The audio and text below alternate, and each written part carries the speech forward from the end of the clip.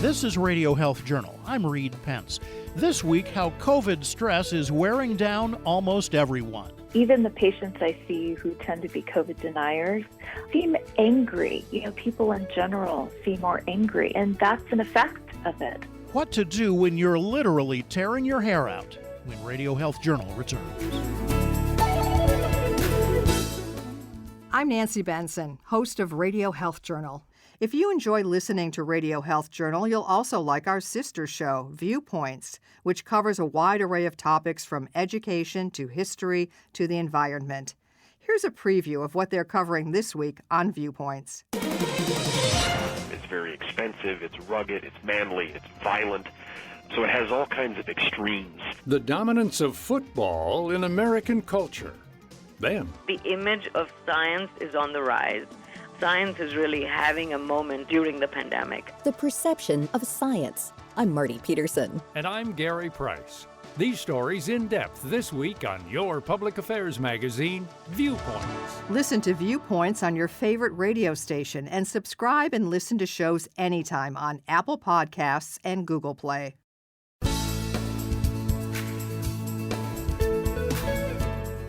America is on the brink of a mental health collapse, according to psychologists. We're worn down after 8 months of COVID, and now another spike. 230,000 deaths, millions of jobs lost, demonstrations in the streets, a bitter election, and an unsure future. Nearly 80% of adults say they're stressed about the pandemic, and 60% admit they're overwhelmed by all the issues we face, according to a survey for the American Psychological Association. Psychologists see the strain in almost everyone coming through their doors, like Dr. Kate Harkness, professor of psychology at Queen's University in Kingston, Ontario. I don't think I have talked to a single person who has not felt stress at least a little. Yes. Everyone is feeling it in some way for some reason, whether it's the stress of the disease itself and worries about getting it and transmitting it to others, or whether it's stress related to the social distancing, work from home, increased caretaking responsibilities. This has been such a multifaceted stressor that it pretty much is affecting everybody universally. I don't know anyone who isn't affected. Even the patients I see who tend to be COVID deniers seem angry. People in general seem more angry, and that's an effect of it. So it's either the virus or the economy or schooling changes from preschool to graduate school, travel, the economy. I mean, I would challenge you to find me someone who isn't stressed or angry or using drugs to not be stressed or angry. I think it affects all of us. That's psychiatrist Dr. Jennifer Love, co-author of the upcoming book, When Crisis Strikes, 5 Steps to Heal Your Brain, Body, and Life from Chronic Stress. She says our stress responses vary greatly. The same pressures that make one person freak out may leave another only mildly affected.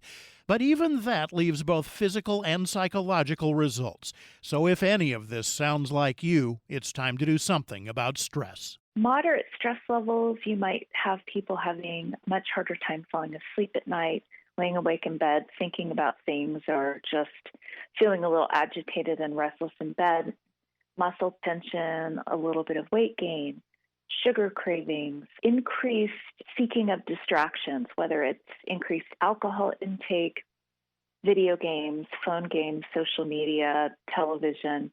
We can see people with a lower mood. The fuse gets shorter. Our tolerance for chaos becomes smaller and smaller as our stress grows. And as our stress grows, the physical wreckage gets worse. Some of those severe responses to stress might include some more severe symptoms of anxiety. So anxiety to the point where it's hard to turn the worries off and do other things. The anxieties are really interfering with people's sleeps and routines. They're not eating as well as usual. They're having great difficulty sleeping. And could be to the point where there are also symptoms of depression that come online, feelings of hopelessness. When's this ever going to end? People really withdrawing from the sorts of things that they enjoy doing, withdrawing from their social contacts. There can also be things of just becoming exhausted, not having any initiative, not really wanting to get out, to get up, to even do anything on a daily basis. That's Dr. Kjell Torhovik, a clinical neuropsychologist in Norway and co-author of When Crisis Strikes. It's very individual, I think. In our patients, it's quite often it can be exhibited in the sense of, for example, a little even more aggression, a little more emotional volatility, more difficulty regulating their feelings and their thoughts, and even an increase of self-harm, just almost as a coping mechanism to deal with these difficulties. Different age groups also report varying abilities to deal with the stress we're all feeling. People in Generation Z, in their teens and early 20s, report being more stressed than any other age group. They feel lockdowns far more than anyone else. When we are younger, our development, our lives, our interests are largely peer-driven. And that starts, around kindergarten age. When we're really young, we do parallel play where we'll be next to kids, but we just kind of do our own thing. And once we start incorporating our peers around us in that kindergarten-ish age and throughout our 20s, we are peer-driven. We are socially driven. What people around us do matters a lot more to us. And then we kind of re-individualize a little bit more as we go through later in life. So I think having such a disruption to being around friends and going through normal developmental challenges is really hard for this age group. As you might expect, unremitting stress can be especially hard on people who are already dealing with mental health issues. There's already a tendency in this group to kind of isolate, to pull back and avoid any kind of contact because they're often very unsure about how to deal with everything from small talk and just really a fear of being around people and how to interact with them. That's being kind of accentuated and even worsened in the sense of that their isolation is becoming even more serious.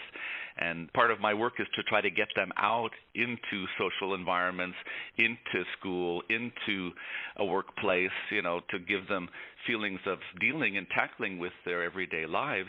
And all of these things are kind of just being disrupted. So the stress responses in these individuals are even more serious than what we see in the general public, who's also dealing with really a new reality. However, the new reality isn't all that new anymore, and that's one of the factors now creating a mental health crisis. People can take severe stress on a short-term basis, but we're just not built for months and months of stress with no respite. People may wake up with panic attack. They can develop painfully tight muscles. This is where you see people, with neck and back pain, clenching their jaws while they're sleeping. So you're reading a lot about people breaking their teeth off. Muscle cramping, dizziness, not feeling well, having felt cravings. And then we start getting what I hate the most, the muffin top or the panda belly, I call it, or growing little jowls. It's that weight that kind of really starts coming on in those areas. People start living from coffee to coffee to coffee or from soda to soda. They're just exhausted. They have a low sex drive. Their hair falls out. There's a ton of just really awful things that then make us feel even worse than we already do. A lot of people turn to comforts like alcohol and junk food. Those do a nice job making us feel better short term, but in the long run, they make some stress reactions in the body worse. Harkness says it takes time for the body to crash as a result of unremitting stress, and that's why it's taken this long for many of these physical symptoms to show up. We know that chronic stress activates the body and it releases hormones in the body. Cortisol is one of the big ones. And cortisol acts on the immune system to regulate the immune system. And usually it does that really effectively and efficiently. But with chronic cortisol exposure, you actually get this kind of like the cortisol isn't having that dampening effect on the immune system that it's supposed to have, and the immune system kind of goes haywire and releases pro-inflammatory chemicals throughout the body, and those can have wide-reaching effects on a lot of different organ systems. So the acne, for example, that is actually due to inflammation of parts of the skin that release oil. Headaches can also be due to inflammation. So migraine headaches, for example, are often due to inflammation. So people who have migraines find that they are even worse during periods of stress. Harkness says autoimmune diseases are also likely to get worse under heavy stress, and Love says it also makes heart disease more deadly. Cortisol cortisol in and of itself can increase our cholesterol levels, the triglycerides, which are the fats in the bloodstream, can increase blood pressure. It gets us ready for that fight or flight. Blood sugar changes, and so stress, if people are smoking, then they're at more risk for the heart disease. And longer term, there's even changes in blood clotting. Cortisol also alters our immunity. So initially, it's protective, it's anti-inflammatory, but when stress goes on and on and on and on, and our adrenal glands can't keep up, and the cortisol levels are kind of falling, that's when we become more susceptible to infections, to autoimmune problems, and to developing allergies, mild allergies, or just getting sick all the time. No matter how many stress symptoms you're having, Harkness says there are steps you can take to feel better. Steps that don't involve alcohol, comfort food, video games, or medications. One thing that we know is really helpful in regulating stress responses and regulating the immune system is keeping a consistent schedule during the day. So waking up at the same time every morning, going to bed at the same time every night to the extent possible is really helpful in regulating immune function in the face of stress. And certainly trying as much as one can to keep active physical activity. And there are even things that one wouldn't think of. So there's really interesting research coming out now showing that walking in nature, that the actual nature itself has beneficial effects on immune function, and also that social interaction. Now, I know we're supposed to be physically distant, but that doesn't mean that we should be socially isolated. So having interaction, whether it's over a Zoom call or over the phone or in a appropriately physically distanced manner in person, that is probably one of the very best buffers of stress that scientists have ever found, ever. Hovick and Love say you can also get a grip. Take a look at what's underneath your stress and separate out things you can do something about. What is it that you can focus on? What is it you have a chance to do something about? And it's what you have control over. So a lot of the focus is on, let's say, what do you have control over in your daily life schedules? What can you make as routines? What can you do with your family? What can you do with your social network? What can you do with your emotional state? What's the fun things that you do? You need to take care of yourself in this whole process. So having a focus on the things that you have good control over is something that's going to give you more stability, more security, a feeling of a meaningful daily life. However, no matter how hard we try ourselves, sometimes the strain is too much. So how do you know when it's time to stop toughing it out and get professional help? The main thing that I'm interested in terms of knowing whether this is something that goes beyond the kind of everyday reactions to stress that we all have, is to know how their symptoms are interfering with their functioning. So are they progressing to the point where they are having trouble doing the things they need to do at work, or trouble taking care of their family the way they need to, or keeping them up at night to the point where they're so tired during the day that they are having trouble with their functioning? That's when I start to think that this is something beyond just, we all have to deal with stress in our lives.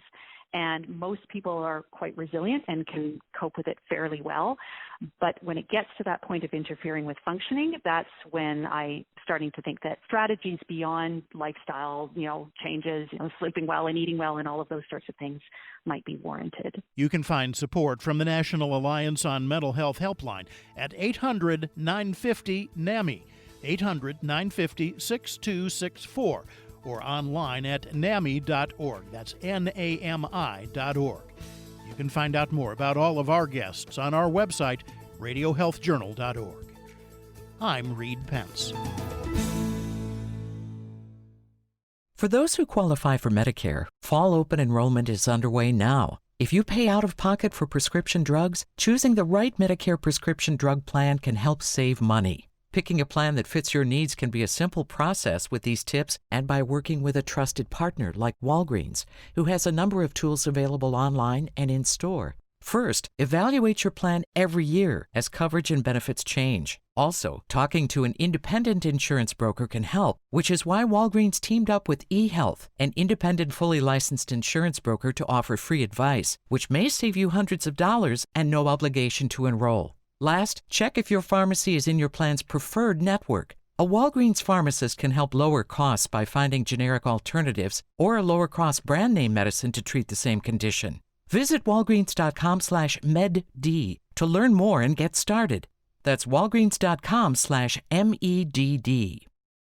Chemotherapy is the backbone of cancer treatment. However, there are inherent risks associated with compounding and administering intravenous solutions. This concerns some pharmacists, such as Dr. Jeffrey Lombardo of the University at Buffalo, also a spokesperson for Sun Pharma, who welcomes options such as Infugem, gemcitabine in sodium chloride injection, the first and only pre-mixed formulation of this commonly used chemotherapy agent. Taking proper precautions with compounding is essential to protect the healthcare workers who handle these materials and to ensure that patients receive high-quality chemotherapy at the right dose.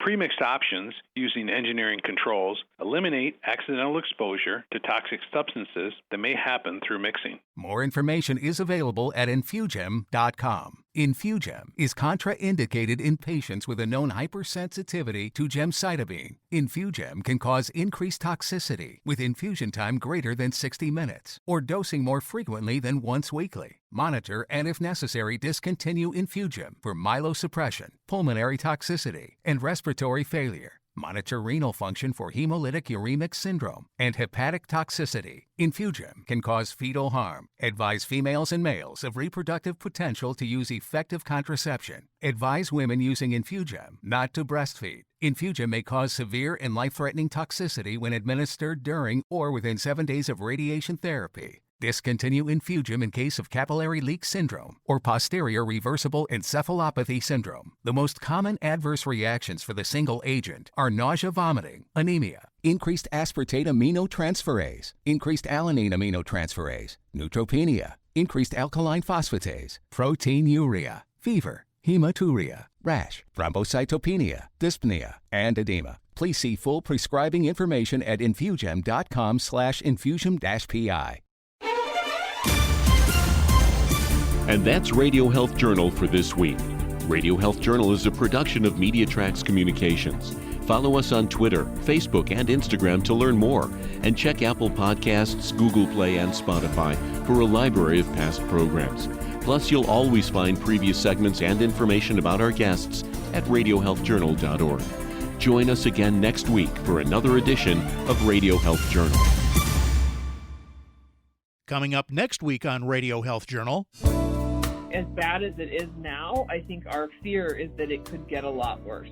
If we wait, things may be completely out of hand, and then it will be far harder to get things back under control. Why can't we have family gatherings and restaurant meals? Then flat head syndrome and what parents of babies can do about it. We saw many, many more cases after pediatricians instructed parents to put their kids on the back of their heads. All that and more on Radio Health Journal.